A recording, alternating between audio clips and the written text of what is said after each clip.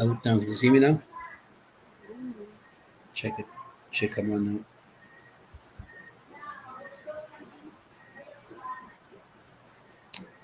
Hello. How's everybody? Anyway, I'm just coming on now. I was on for the last 14 minutes. So if you're on, say hi and all that, and we can have a chat. Um, I could wait maybe another 5 minutes, maybe. Oh, my wife is on, but I told her to check it. So, but it is working. So whoever's on, just go to your Facebook. And from there, you should be chatting.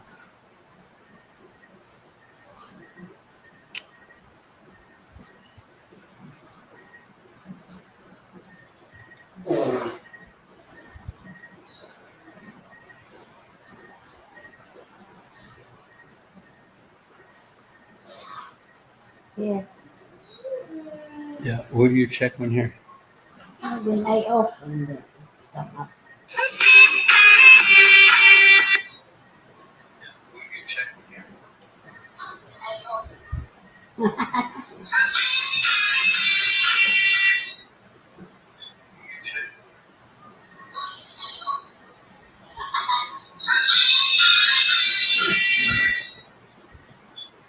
So, right now there's nobody coming on. Nobody's chatting here.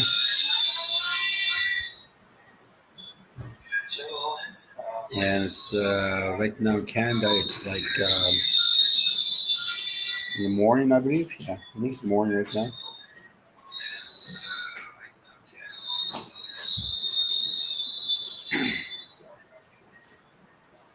And,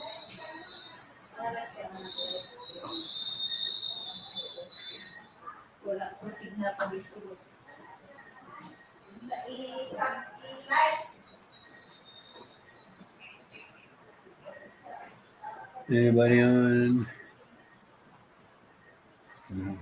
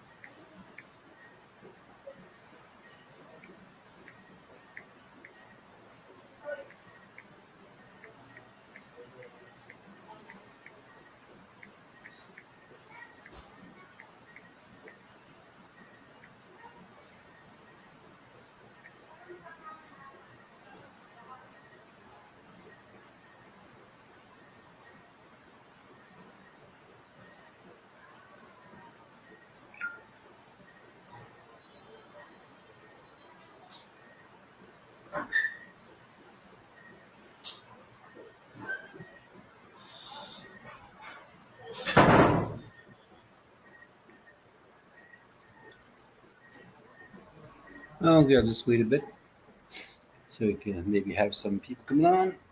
Hopefully, be nice to have more people on. Makes it fun and have a chat and all that. Um, of course, it's going to be people will probably type it in. I guess. Yeah, that's the only way. Yeah, and it's now approximately 8:25 p.m. here in the Philippines. It's on Saturday.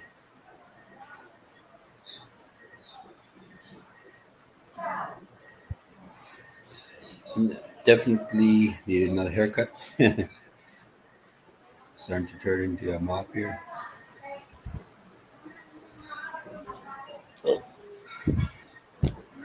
It's too small. Yeah, bigger. So I guess it come more comfortable.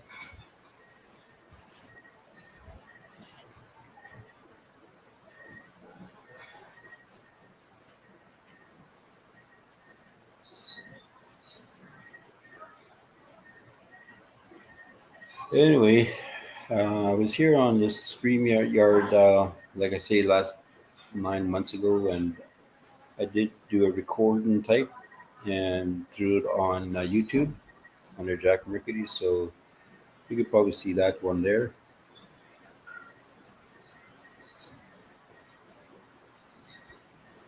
But right now we're live here, and I'm hoping that people can come on and just have a little chat and that, have some fun, and if it's good, come on more and have some good, have some good talk at it.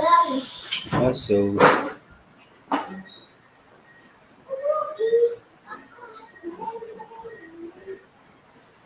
it's almost like I guess how Skype is. I don't have a Skype account, of course. Mine doesn't work. So StreamYard is perfect because you can still do the Facebook stuff with that.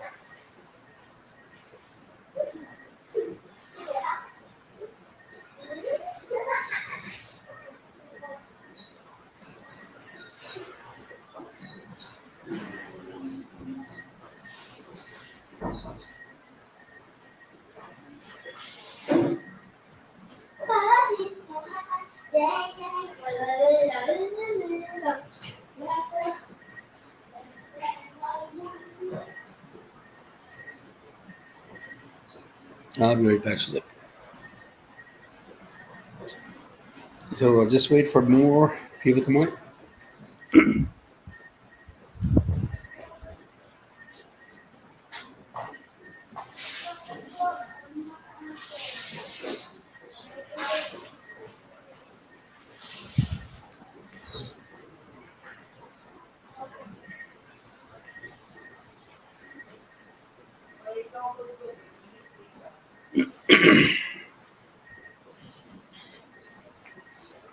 All right.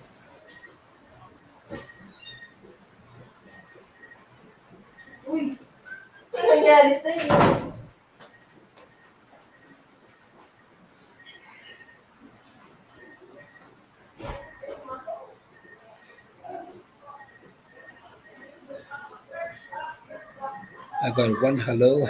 That's my wife. Um,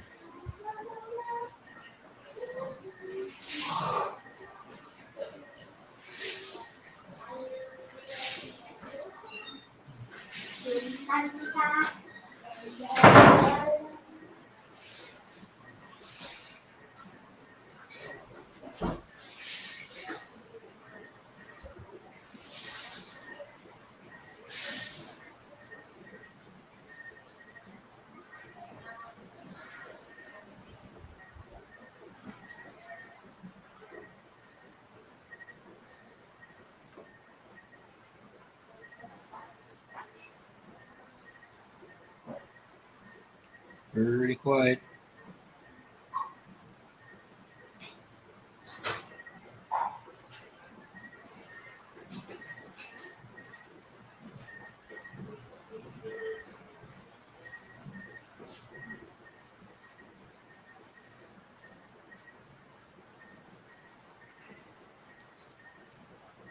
All right. Let's see.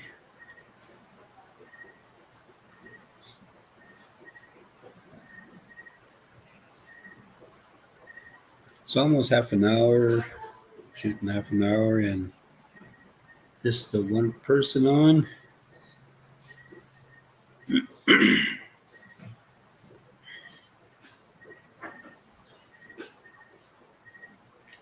nobody on. Nobody coming on. Well, I thought your sister didn't come. No. No. Anyway, so I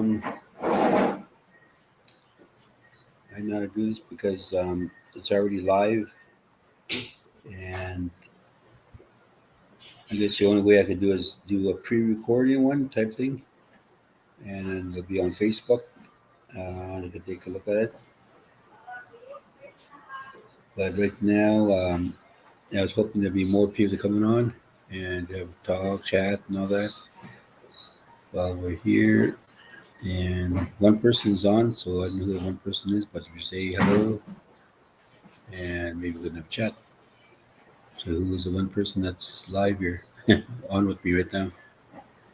So I just say hi, boo, whatever, and yeah, let's just chat away here, and then eventually more people will get on probably. But that's the only way we do it, or else I could keep talking and talking, you know, till you get blue in the face. I guess that's about it. And the intention here is just to get on here, and like I said, 9 months ago I was on Streamlabs, and I did come on here, Streamyards, I mean, and did the Verge talking about when I was in the Philippines that time. So I tried to go a different angle this time, and instead of pre-recording, I wanted to go live and you know have a good audience, whatever, chat with people, and if you have questions and so forth, they have what it's like to be in the Philippines. In other words, as indigenous person, and there's plenty of other people I see here, like expats and that. I see them walking around here and all that, and they seem to be enjoying their time here. And some with family, and some single dudes probably from USA, Australia, Canada, UK, wherever it is in the world. Yeah, so they all come here, and some of them come in here for good time, 2 weeks, whatever, and just to explore and you know meet somebody, whatever, and have a friend or chat friend, whatever. So they finally meet up, um, which is pretty common in the Philippines. Because if you do come alone, um, it will be challenging because you don't know the culture and what all that. So you'll be overwhelmed sometimes. That could happen, and also you'll be in a situation when you arrive in that you gotta find rides here and there, and if you don't know the ropes, which there are YouTube, you can go on YouTube and find out from other people that live in the Philippines that are expats, so you can check them out, their channels, and you know, I could recommend one that I've been watching away quite a bit. There is the old with new tricks, whatever, something like that. Yeah, so no, he has a channel you can take a look at.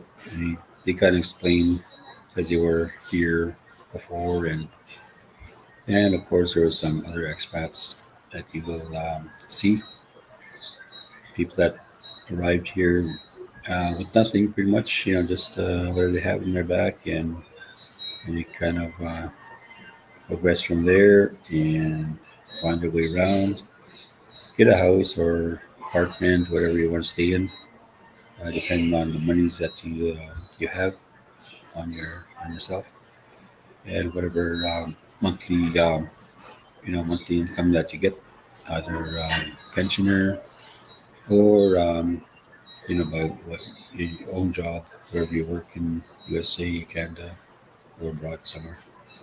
Yeah, so people do come around and learn about the Filipino culture and how they live and how they handle their daily life. And it's a learning curve for a lot of people, especially when you're from where we were born, right in Canada. For myself, like I come from a very small, remote community in the far north, so it's not so much like a city or anything like that. It's like a small town, uh, population 2,000 or 3,000, whatever, 6,000. some of that mining town. So that's why that's where I was brought up, and so I see a lot of similarities coming over here because I've lived that type of life, not rich or anything, but living in an environment where we have to survive, and the only way you can survive is go hunting, and you know, and go trapping, hunting and trapping. That was our livelihood back then. To get food and to sell whatever we sell. We do sell furs and that of the animals, and that would be our income. And some people they do go mining, working up in the mines. You make good money there, so you will leave your home wherever you stay and go to another area. And basically, you're there for 2 weeks, um, sometime maybe a month. Who knows? 3 months. You're out in the job sites and all that, and you don't see your loved ones. So it is a challenge for a lot of them because they're there just for one thing is to make money and to live and pay your bills, whatever. So that's what they're doing. So when I was growing up and like that, I had to go to do some work myself. Like I used to sell paper or paper route when I was this young kid, about maybe preteens. Yeah, starting from there, and we do sell papers and have your own paper route and make a few dollars, or cents, because money that time was pretty good. When you go to movies and that, you didn't have to spend too much and get popcorn and whatnot, and yeah, you didn't spend too much. So everything was cheaper. This was I'm talking about back in the 70s, 60s, 70s, around that time, um, when the economy was, I guess they were going through a time period as well after the war of World War I, World War II that time. So yeah, now they're starting to build up the economy after that. Yeah, so all things are going on back then around that area, that time frame, and my parents were very what do you call it, out in the land, I guess you can call that, out in the land and surviving. So when we do go to school, we go to town, and sometimes when we go to town, we miss a lot of class, of course, because we'll be going back to the bush and do some hunting and all that, gathering. So we have to leave our class. So when you do leave the class and go back to school, people are going through their exam periods and all that. They're having their year end stuff like that. So they're walking in, waltzing in and all that, saying, "Okay, I'm here now." So next thing I say, "Okay, well, you gotta do this work, and the test is happening. So you're going to be doing some tests and all that." The next thing you know, you get a grade, and it's all like F F F F F all the way down. So I found that hilarious because, of course, you didn't learn because you're always leaving the community, going to bush, and coming back. And that's happened like 3 times. 3 times that happened to me. So I had to start grade one 3 times.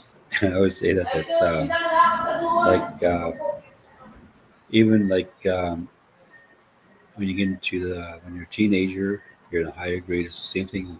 Like you're struggling with school, and like grade 10, I found was a very challenging period. My own uh, school school time.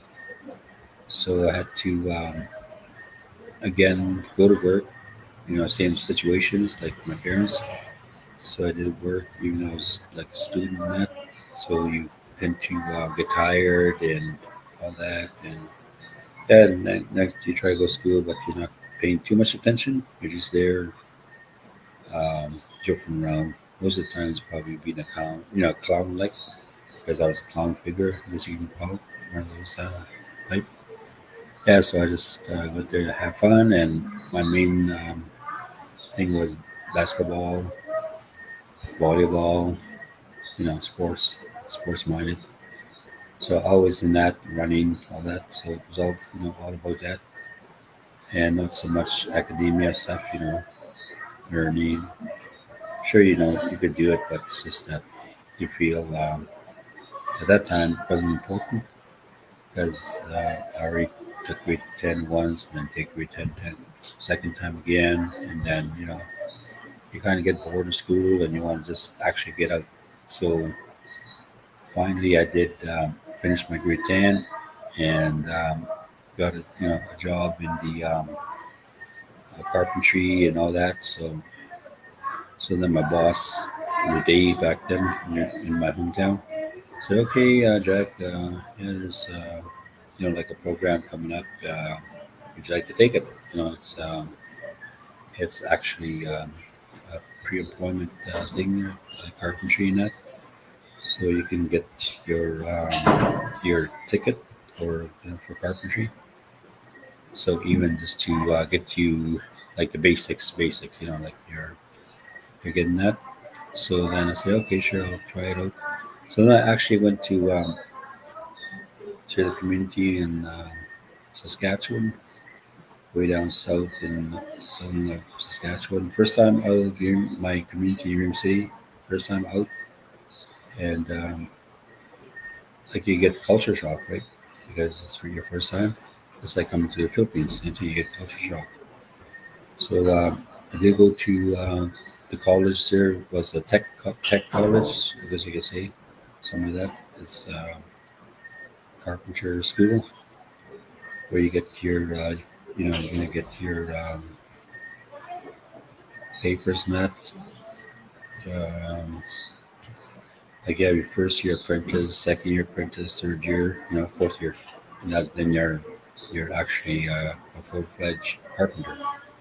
So I did my first year in Saskatoon back then, and so I kind of like went in, not very keen because I was more hands-on type of carpenter. Like I like the hands-on and working side by side with another carpenter that's actual full-fledged carpenter, 4 year, fourth year, whatever. And so they will actually stand beside you and show you things and kind of give you, some instructions. So you kind of follow that and blueprint, kind of whatever it looks like. Instead of like a piece of paper or whatever, and you say, okay, you cut this, like that, all the sizes. Then you go on your way and do that. So that's kind of the carpenter I was first started off with. So then now you're going to a tech school, and again, culture shock, overwhelmed, and everything. And you walk into your class, and there's totally like you're like the only, almost like the only, I guess, Aboriginal or Indigenous person there in the classroom, and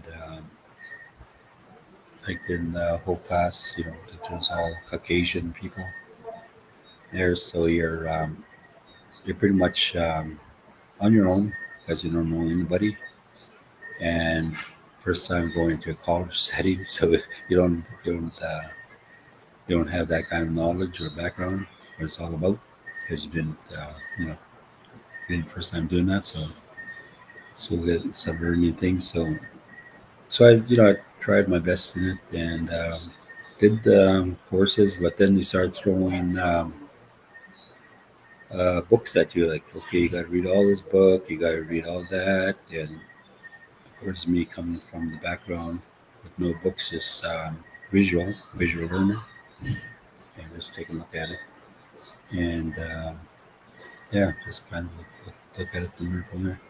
But not so much as reading and arithmetic and all that, because you had to do the math part, and there's so much things you have to do, like algebra, trigonometry, and all that, probably, which I had no clue about because in school My favorite class wasn't math, wasn't anything like that. It was gymnasium, phys ed. Those were my top marks and all that. I love doing. But when going into math and that just blew me away, and I said, nah, I don't care much for that. So I stuck it out, and until you finish the year type of thing, until you get your grade and all that. So then I find out that yeah, it wasn't very good, very helpful for me.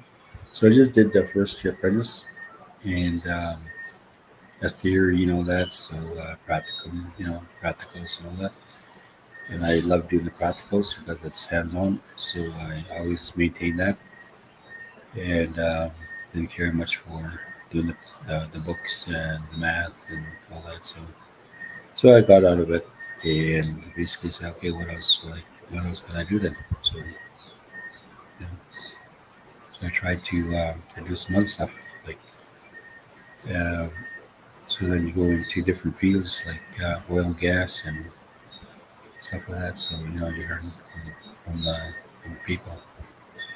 So like it continues on, and throughout my career, I think I did about I did the carpentry, I did the mining, underground mining, I did the surface work a bit, and also the going into the fields of alcohol and drugs as well, and each trying to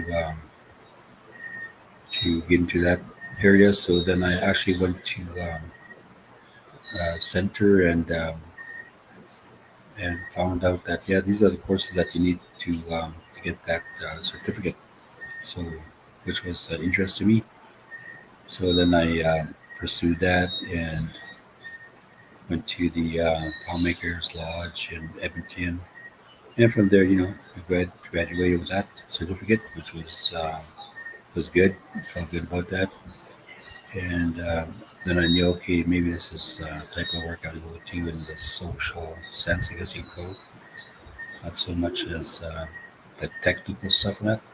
Yeah, so then I did go into social work after that. So I did eventually get my bachelor's degree in social work in Saskatoon, place where I went years ago, for my other technical stuff in carpentry. So I did go back to Saskatoon. It was a degree for my bachelor's, and finished that and moved on and just started doing my work in social work. So I did land a lot of jobs in that because one of my I guess thing I wanted to do was travel all the different First Nations communities in Canada.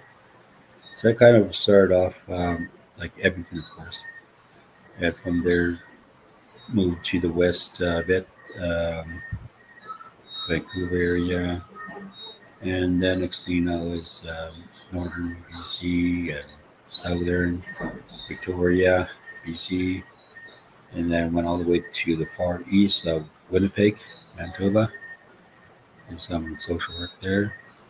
And next thing you know, I landed jobs in Saskatchewan as well, various places, and also the far north, up in the Northwest Territories and Yukon. And yes, I did all my social work there, and since since I graduated, completed in uh, 90, 96. So from 96 on till now, like I'm retired now pretty much. So that's how long I've did social work. So it's all good, rewarding. Um, work with a lot of people in that and work with them, work with a lot of different workers so that you gain some good friends. And that's perfect. Yeah, so it's one of the things I just want to say, have a chat with people on here. I can do this maybe again. I don't know when, but maybe a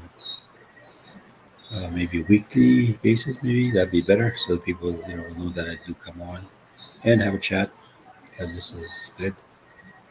And using Streamlabs as a platform.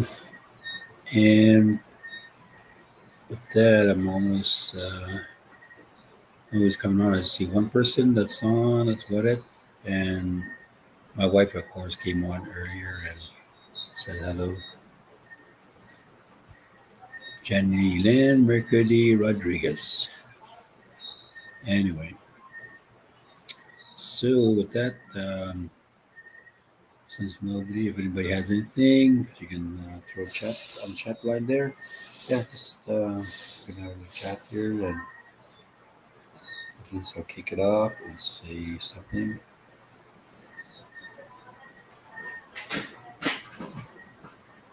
And from there, we can have fun, whatever. Chat about the weather. Stuff like that. If not, then I will let you guys go. Already 45 minutes in, and all I see is one person on. Like I say, you can go to my YouTube channel under Jack Mercury. Yeah,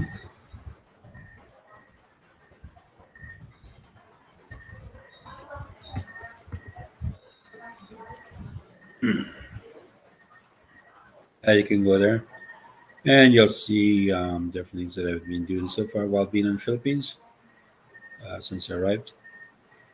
And that, yeah, so take a look at that, and of course, subscribe, like, and share, and to build my channel, and I'll have more events on that. Even if I'm back in Canada, I can do some events in that, go to different events and show that, and yeah, learn about my culture as well. You guys can learn what my culture is about. I'm Dennis Lenin from Fort Chipuan, Alberta, Canada. So that's where I'm from. So, and yeah, so that'd be good. So just keep in touch. And for now, I'll just end this broadcast. And thanks for watching and listening to my little story. What I've, what I've, what I've been doing, pursuing my goals and that as a younger person, young man, and we'll see you around. And like I said, I'll try to do this on a weekly basis and coming on and give you some updates what I'm doing and so forth. And thanks. So you take care. God bless.